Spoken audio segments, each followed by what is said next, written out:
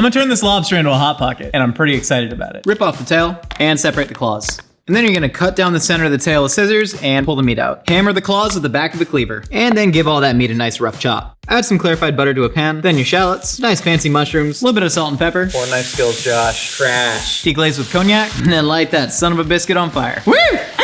Add a little bit of mustard powder, a little bit of homemade toilet wine, then some heavy cream, and throw in some little green sticks. Grate some nice cave-aged Gruyere in there, then add all your lobster meat. Cheese and lobster go together, fight me.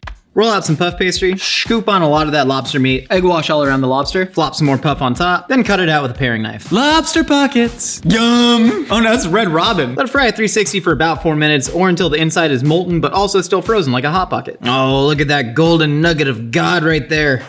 Oh my gosh. That's one of the better things I put in my mouth, and I put a lot in my mouth.